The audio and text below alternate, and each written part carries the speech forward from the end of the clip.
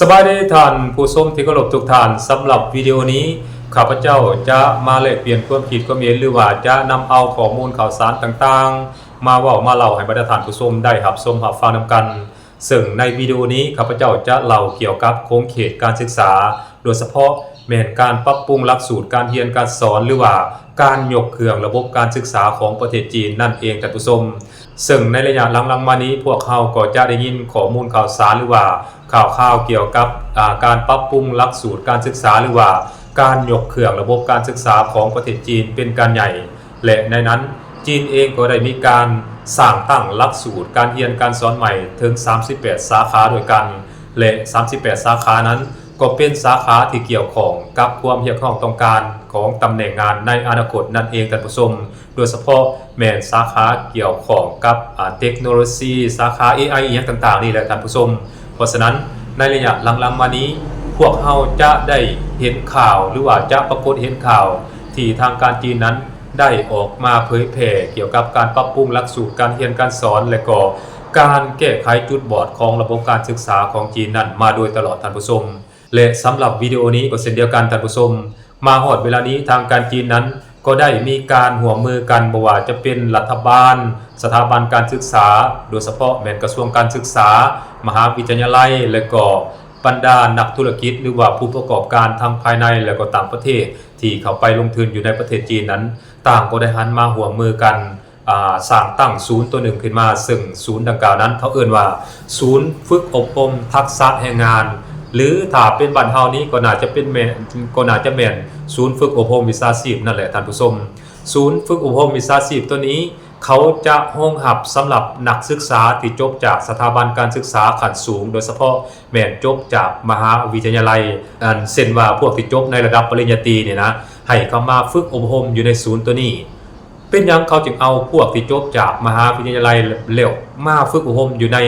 ศูนย์ตัวนี้ตื่มอีกเพราะว่าศูนย์ตัวนี้นั่นมันเป็นศูนย์ฝึกอบรมเกี่ยวกับทักษะฝีมือแรงงานแล้วก็เป็นการฝึกตัวจริงเป็นการนำใช้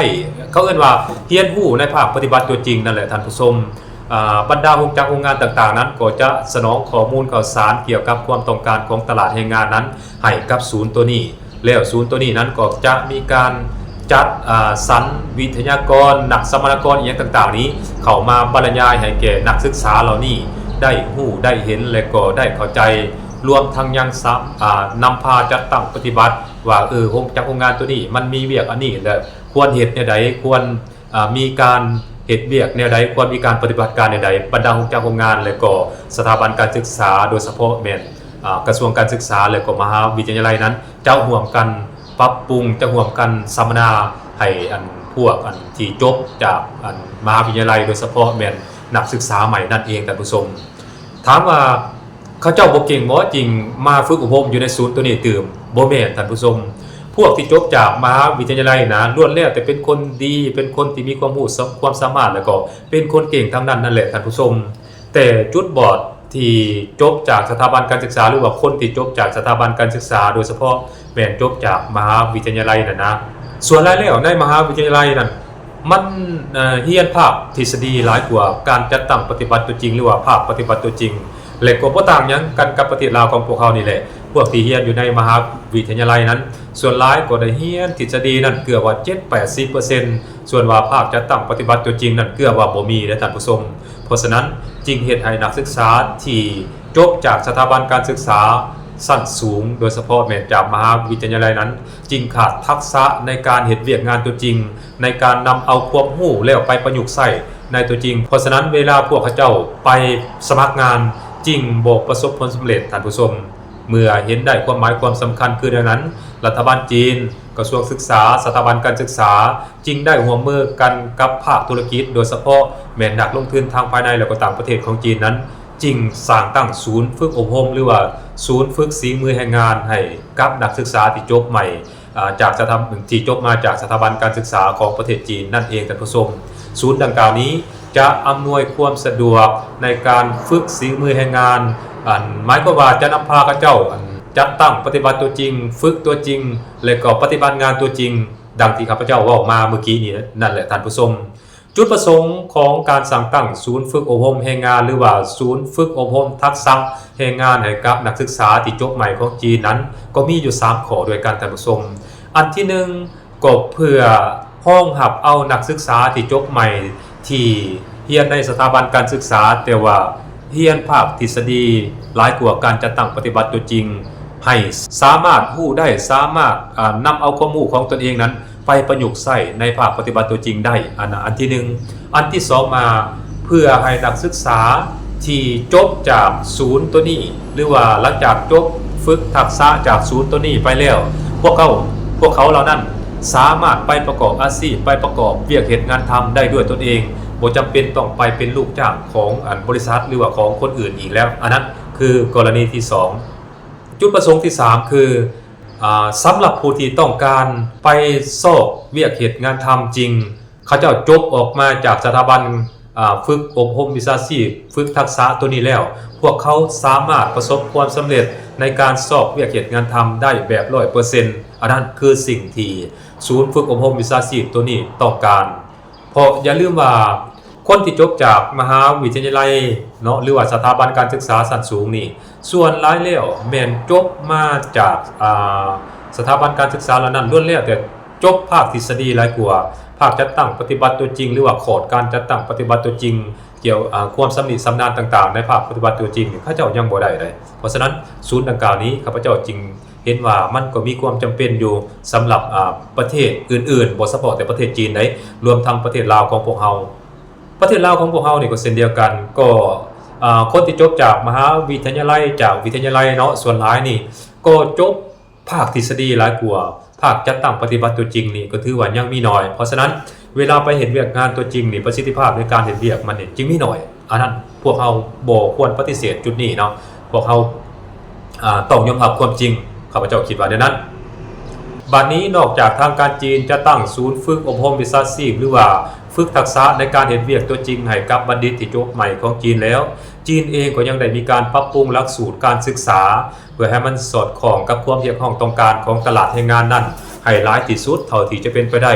โดยเฉพาะในช่วงหลังๆมานี้จีนเองนั้นก็ได้สร้างตั้งหลักสูตรการเรียนการสอนใหม่ถึง38สาขาด้วยกันและก็เน้นไปที่สาขาเทคโนโลยีสาขา AI สาขาทรัพยากรพลังงานโบเฮอีกพวกนี้สาขาพลังงานใหม่เป็นต้นซึ่งสาขาเหล่านี้ล้วนแล้วแต่เป็นสาขาที่มีความเรียกร้องต้องการหลายที่สุดสำหรับตำแหน่งงานที่มันจะเกิดขึ้นในอนาคตและก็เช่นเดียวกันท่านผู้ชมปัญหาที่จีนเองกำลังประสบพบในปัจจุบันนี้บ่แตกต่างยังกับประเทศอื่นๆนั่นก็คือปัญหาการสร้างบุคลากรหรือว่าการสร้างทรัพยากรมนุษย์ของสถาบันการศึกษาบ่สอดคล้องกับความต้องการของตลาดแรงงานนั่นเองท่านผู้ชมหมายความว่าไปเรียนจากสถาบันการศึกษาอีกแบบหนึ่งแต่ว่าเวลาไปเฮ็ดเวียกผัดตำแหน่งงานมันเป็นอีกแบบหนึ่งเพราะฉะนั้นจึงเฮ็ดให้ทรัพยากรมนุษย์หรือว่าบุคลากรที่จบจากสถาบันการศึกษาหรือว่าอีกอย่างหนึ่งว่าแรงงานที่อยู่ในระบบนะมันเหลือบ่พอใดๆหมายความว่าเรียนมาอีกแบบหนึ่งแต่ว่าไปเฮ็ดเวียกอีกแบบหนึ่งมันก็เลยเฮ็ดให้ประสิทธิภาพหรือว่าความสามารถในการเฮ็ดเวียกงานตัวจริงนั้นมันลดลงเพราะว่าเจ้าบ่ได้เรียนมาในสาขาตัวนั้นมันก็เลยลดลงมันเป็นอย่างนั้นเพราะฉะนั้นมาฮอดปัจจุบันนี้หลายๆประเทศก็เริ่มหันมาเบิ่ง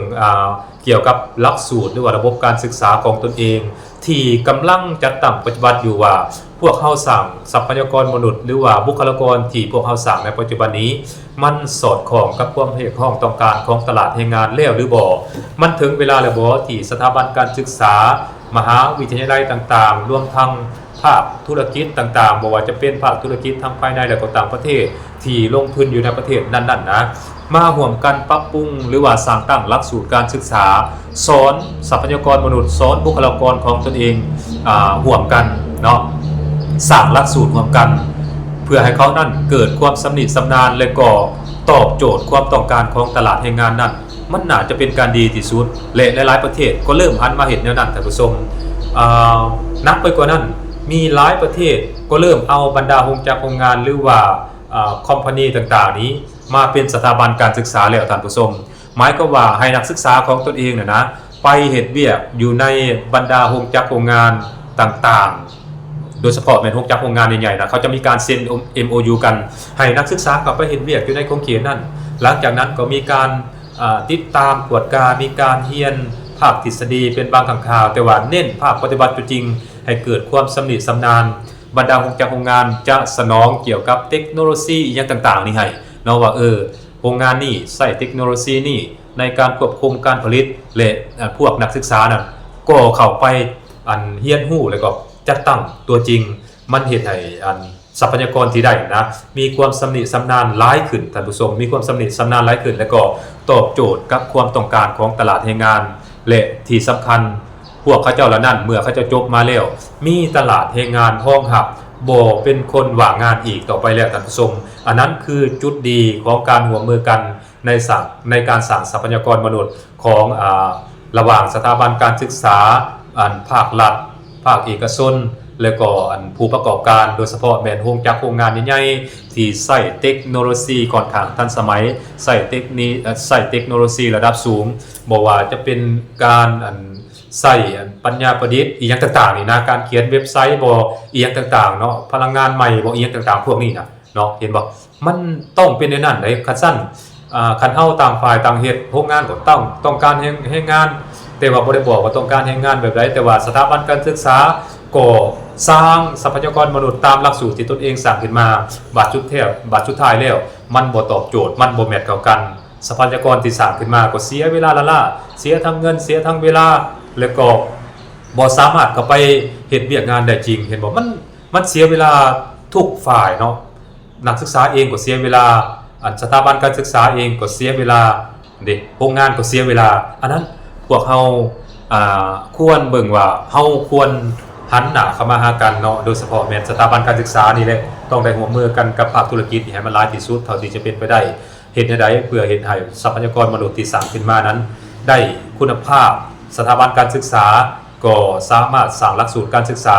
ตอบโจทย์กับตลาดแรงงานต้องการและตลาดแรงงานนั้นก็ได้ทรัพยากรมนุษย์ที่มีคุณภาพตอบโจทย์กับความต้องการของตนเองอันนั้นคือบทเรียนที่ทางประเทศจีนกำลังเอาใจใส่แล้วก็กำลังพันขยายบ่ว่าจะเป็นสถาบันการศึกษาก็คืออยู่ในตัวเมืองใหญ่ๆของประเทศจีนนั้นกำลังได้รับการจัดตั้งปฏิบัติและก็ได้รับความนิยมอยู่ท่านผู้ชมในปัจจุบันนี้เพราะฉะนั้นข้าพเจ้าจึงเห็นว่าประเทศลาวของพวกเฮานี้ควรนำเอาบทเรียนของประเทศจีนนี้มาประยุกต์ใช้มามูลใช้แล้วก็มาปรับใช้นั่นแหละเพื่อให้มันการศึกษาในบ้านเฮานี้มันมีคุณภาพมันดีแล้วก็มันตอบโจทย์กับความต้องการของตลาดแรงงานและที่สำคัญเฮ็ดให้ทุกฝ่ายนั้นบ่สูญเสียเวลาอีกต่อไปบ่ว่าจะเป็นนักศึกษาครูบาอาจารย์และก็สถานประกอบการนั่นเองท่านผู้ชมสบายดี